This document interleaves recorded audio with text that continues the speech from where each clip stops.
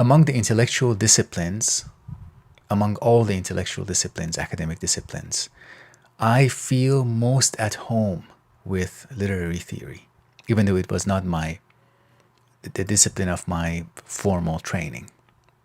But I do feel most at home with it because I find it to be the most neutral point of departure, the most inclusive, the best place from which you can engage with other disciplines. It's also the best place for asking general questions. I mean, I feel it to be the best starting point for asking general questions like what is literature, what is a poem, even what is love, what are the expressions or possible expressions of love. There's different descriptions of the experience of falling in love, for example. It has a place for all of these. That's why I feel it to be a kind of home base. Of course, this is how I feel. I can imagine other people having other home disciplines that feel instinctively like they're offering your mind the natural subject matters for your mind, whatever that happens to be. It might be different for people. I think it is. For some people, it's the starting point would be the world of novels, the Western canon, for example, or some other canon. For some, it is the world of poetry, and for some people, it is sociology or theology or physics or economics. I'm not talking about the belief about what is at the basis of reality. If economy is the basis or finance is the true, what was that phrase by Louis Althusser? Determination in the last instance, that Marxist idea that things are ultimately determined by physics, the physical universe or the economic forces. I'm not talking about that. I'm talking about an intellectual discipline that feels like it is a place to start from. For some people, that's poetry. So that itself, that topic of your home base, your home discipline, and whether or not you're actually in it or not at the moment, that's a whole topic for discussion. We can maybe talk about that in one of our open discussion sessions. Now let's talk about theory. Theory is flexible, but its flexibility doesn't come from absence of dogma. It comes from a plurality of dogmas or dogmatic frameworks. Through a plurality of dogmatic frameworks, including structuralism, deconstruction, Marxism, feminism, plurality of all those dogmatic frameworks, theory shows how none of them is sufficient on its own. The plurality also enables movement of thought from one framework to another, from one system to another. Engaging with theory teaches us not only how to move from one framework to another, how to switch from one framework to another, and how that enables a different way of approaching the subject matter, but that it is the very engaging, it's the very act of intensely and intensively engaging with one framework that leads to the need, recognizing the need or even the urgency for alternative frameworks.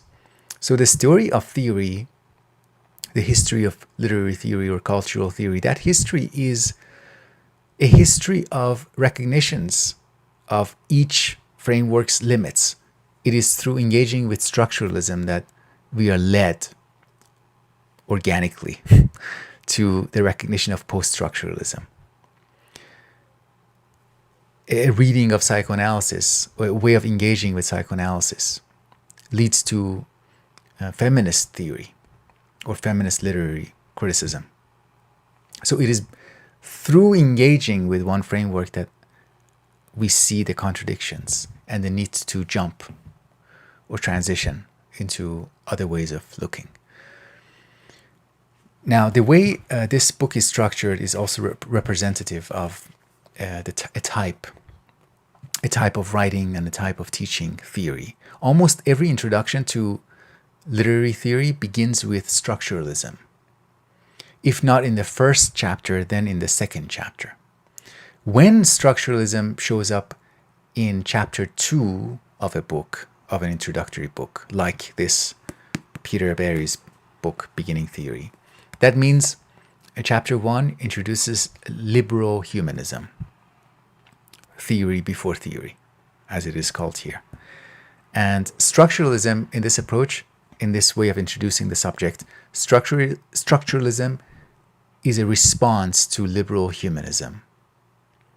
So that means, what does that mean? It means that liberal humanism, which is, how most people, most critics, most people who engage with art, who don't have an explicit theoretical commitment, they are, if the people who don't have a title or a commitment to a framework like post-structuralism or postmodernism, without an explicit commitment, they are usually liberal humanists.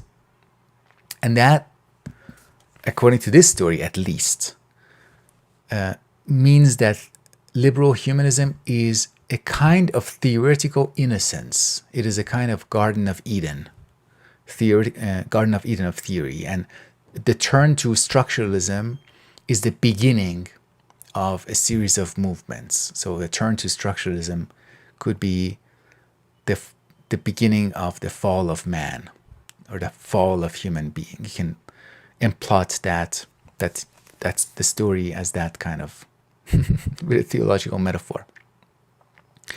Because the turn to structuralism is a kind of disillusionment with some of the assumptions of liberal humanism, like art for its own sake, art as a piece of work, a piece of artwork as completely unique, as alive, as reflecting the mind of an artist and nothing else. Or the approach that says you only need to spend time with the art. You don't need to be aware of anything outside of it. You don't need to know about the history. Works of art are timeless.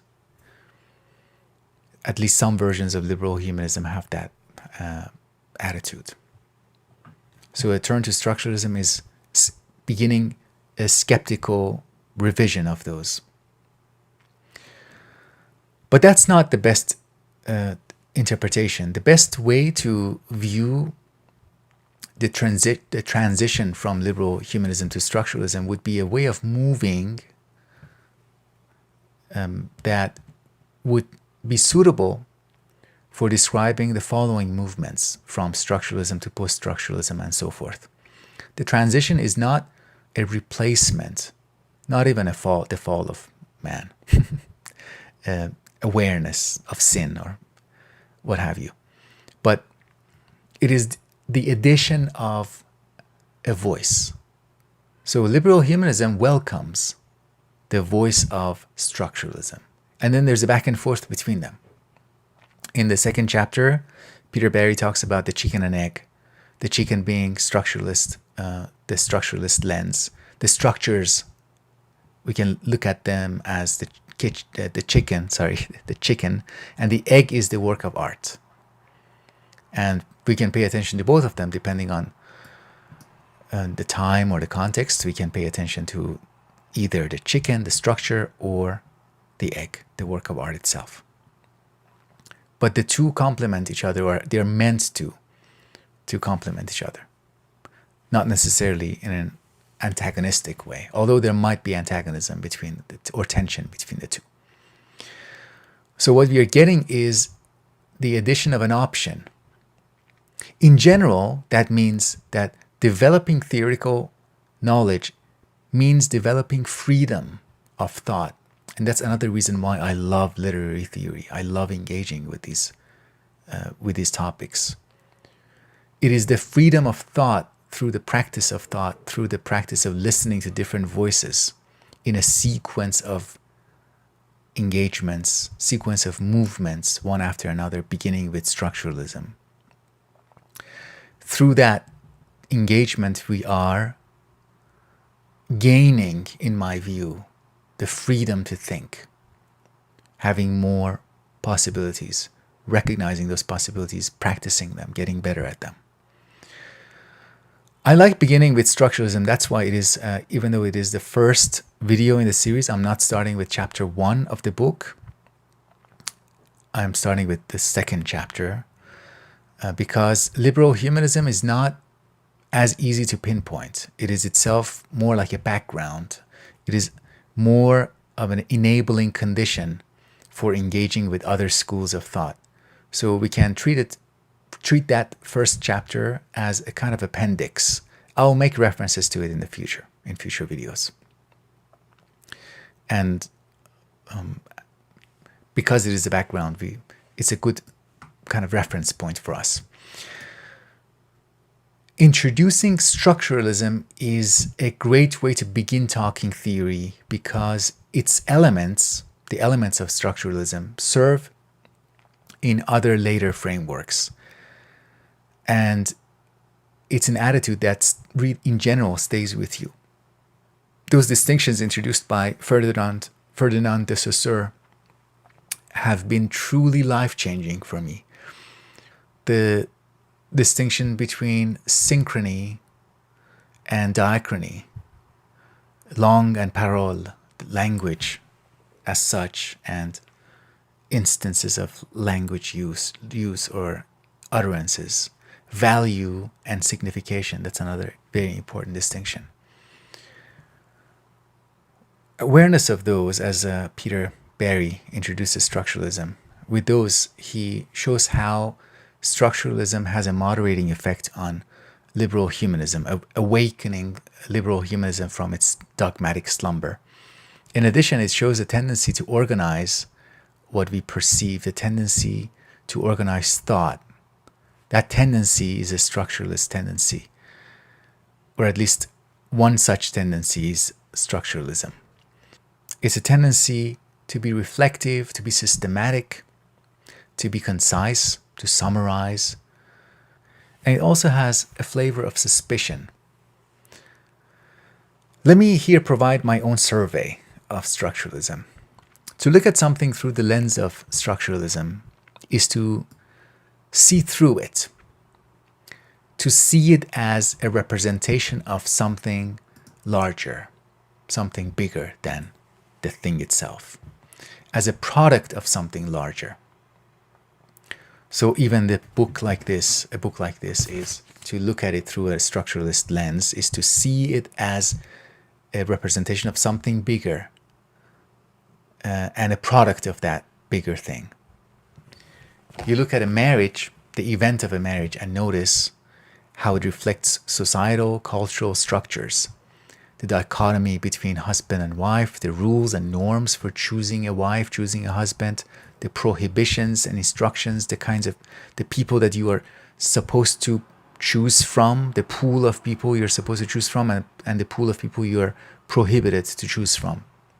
Similarly, you look at a novel and you inspect how various structures of meaning are reflected in the novel.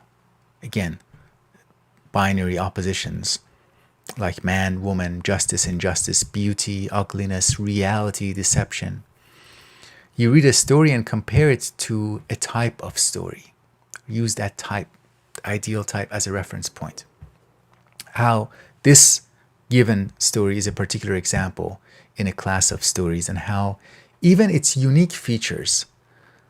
So you can say this story is an example of a class, but it has unique features. But even those unique features, from the structuralist perspective, are reflecting other structural features. For example, think about Don Quixote.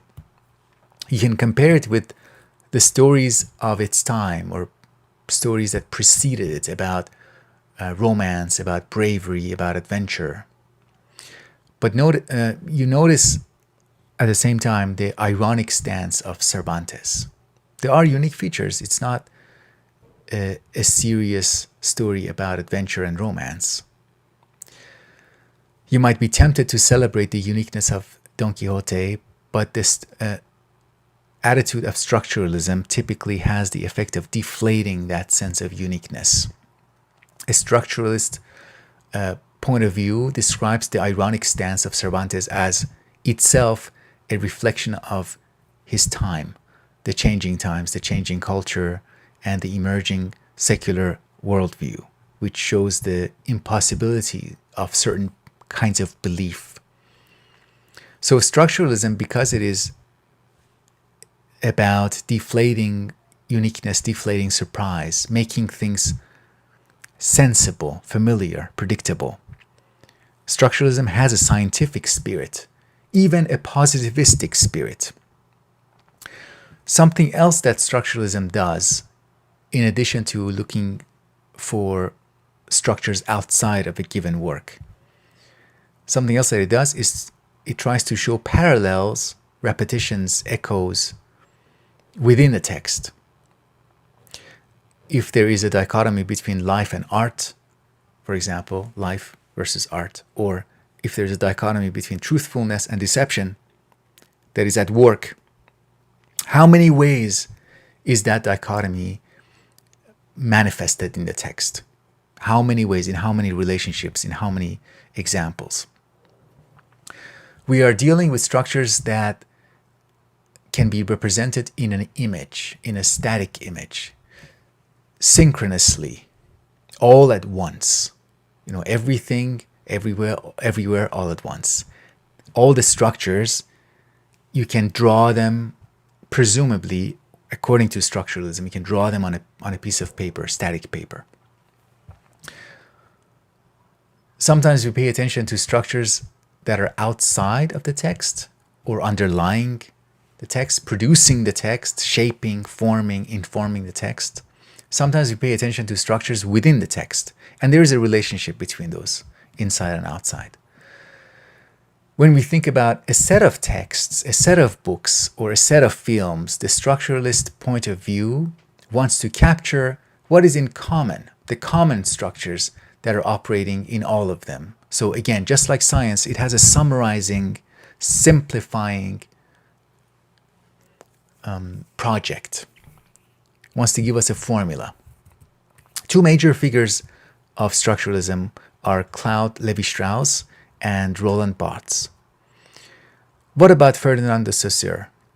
His course in general linguistics was the root of structuralism, but it might not be fair to include him in the movement. His ideas fueled the movement, but he was not somebody who subscribed to a way of looking at the social world, social reality. He was mainly concerned with language.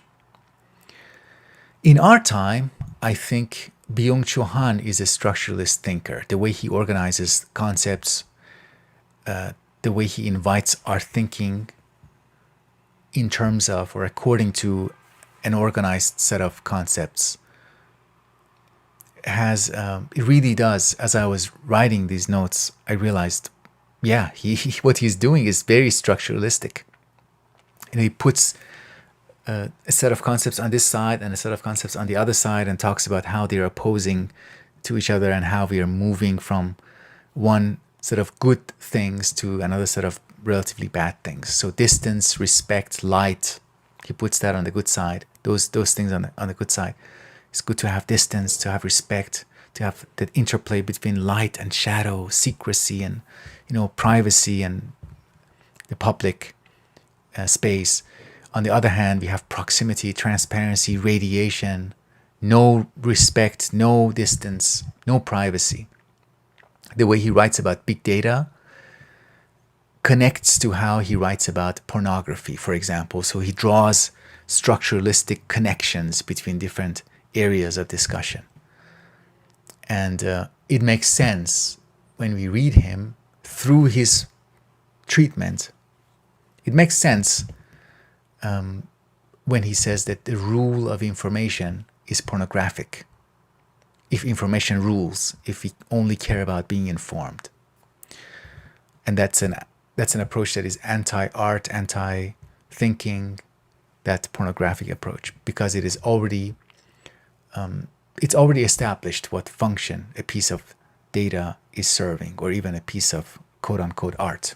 So Byung-Chul Han, you can definitely think about him as a contemporary structuralist, even though he might refuse that title.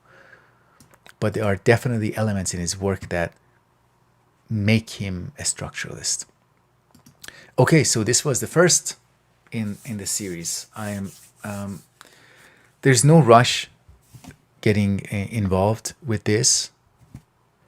This is a long-term project, and I'm making it only for my Patreon supporters and my YouTube members, the members of the channel.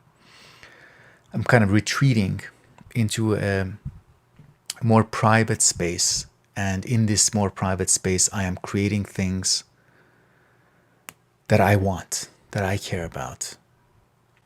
Thank you for your attention, and we'll pick it up next time. Bye.